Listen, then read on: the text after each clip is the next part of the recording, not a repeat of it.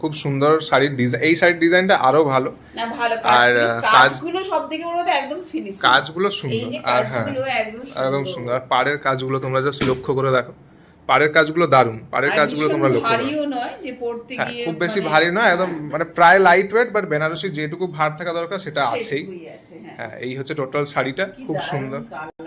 বেনারসি শাড়িগুলো তোমরা জাস্ট দেখো, জাস্ট মানে দুর্দান্ত কাজ, আর তার সঙ্গে মানে কালার কম্বিনেশন গুলো এতটাই সুন্দর। মানে শাড়িটা হচ্ছে, এটা হচ্ছে একটা মানে রয়্যাল ব্লু এর ওপরে পিঙ্ক কালার, মানে রানীর ওপরে এটা ডিজাইন করা।